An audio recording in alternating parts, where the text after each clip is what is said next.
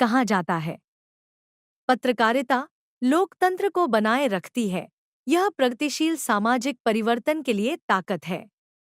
इसी कड़ी में फिल्म सिटी नोएडा के मारवा स्टूडियो में 3 दिवसीय चल रहे 13वें global festival of journalism and AVGC Noida के दूसरे दिन के दूसरे सत्र में भारतीय मीडिया में मानवीय रुचि की कहानियों का अभाव विषय पर चर्चा की गई। भारतीय संस्कृति के अनुसार द्वीप प्रज्वलन और गणेश वंदना के साथ कार्यक्रम की शुरुआत की गई। भी अतिथिगण को डॉ संदीप मारवाह द्वारा फेस्टिवल मोमेंटो देकर सम्मानित किया गया। कार्यक्रम में doctor Sandeep Marwah festival president ICMEI, chancellor AFT university of media and arts Kim Myong Chol, Avital Barak, Ravi Ipputuri, Arijit Bhattacharya, Saumya Chaudhary, Rahisuddin Rehan, Asif Iqbal, Manish Sharma मौजूद रहे।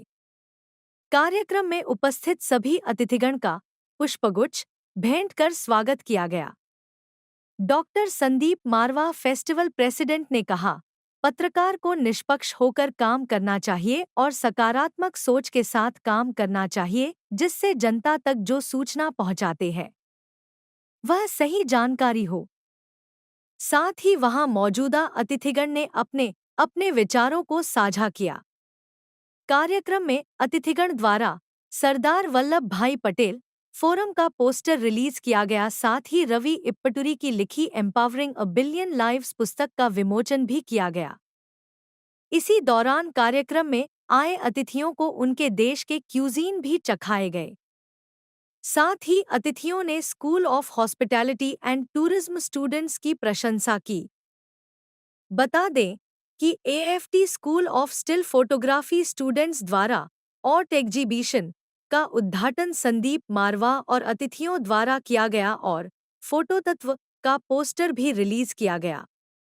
कार्यक्रम के अंत में सभी अतिथिगण को डॉक्टर संदीप मारवाह द्वारा फेस्टिवल मोमेंटो देकर सम्मानित किया गया।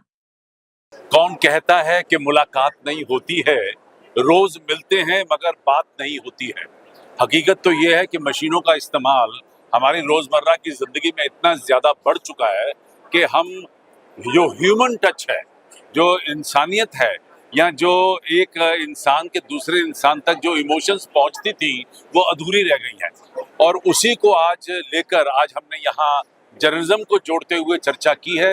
मुझे बड़ी खुशी है कि बहुत खूबसूरत बातें मंच पे उभर के ऊपर आई हैं और सभी स्पीकर्स ने अपने अपनी जिंदगी के तजुर्बों को यहाँ बांटा है और बड़े खूबसूरत तरीके से समझाने की कोशिश की है। आज 13th global festival of journalism and AVGC Noida 2025 का दूसरा दिन है और यहाँ पे रोज की तरह इस वक्त बहुत जबरदस्त तांता लगा हुआ है। हजारों लोग इस वक्त यहाँ पर पहुंचे हुए हैं और कल हम लोगों ने 13 इवेंट कंप्लीट किए। मुझे उम्मीद है कि आज भी हम शाम तक तकरीबन 13 इवेंट कंप्लीट कर लेंगे।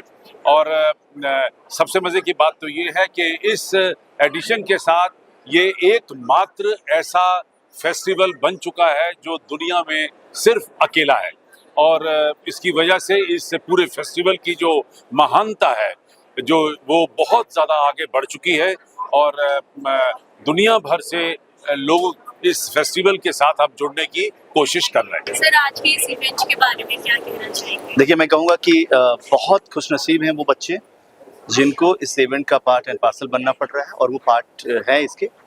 उनके पार्टिसिपेशन भी मैं देख रहा हूँ, बहुत अच्छा है। और ऐसे इवेंट आप समझिए कि जर्नलिज्म के लिए बहुत ज़रूरी है, क्योंकि उसमें सबसे बड़ी बात क्या होती है कि आप अलग अलग फील्ड के लोगों से मिलते हैं, उनसे बात करते हैं, उनकी बातों को समझते हैं, उनकी राय को समझते हैं।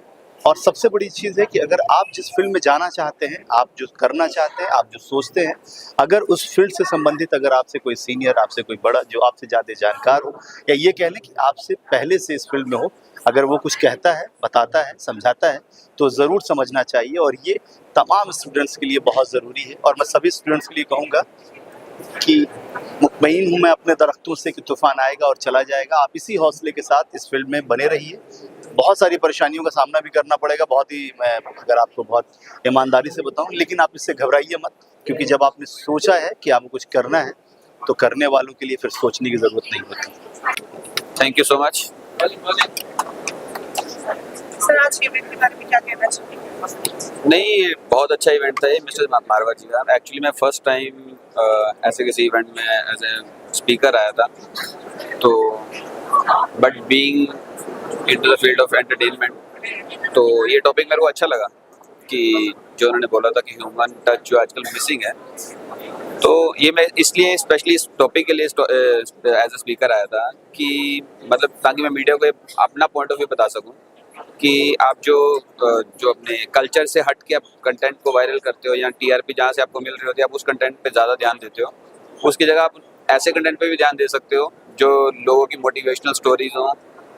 तो बस मेरा मेनली मैसेज यही था, सिर्फ इस मैसेज पे। It's a brilliant event. It is always a pleasure coming to Marwa Studio, interacting with students, and definitely watching you guys to grow. Loved it. Sir AI से रिलेटेड क्या कहना चाहेंगे? AI ने जर्नलिज्म को बहुत change कर दिया है और अक्सर एआई पे ज़्यादा रह रहे हैं, तो उस पे क्या कहना चाहेंगे? This is the future. It was always a future. Only factor is we didn't understood the power of Gen AI. So maybe India is a little bit of 6 months delayed integrating the Gen AI part. Is going to uplift a lot many different kind of news media, not only the journalist, even the way we are watching the news. So better we adopt it, understand it, and probably be in the flow. Thank you so much.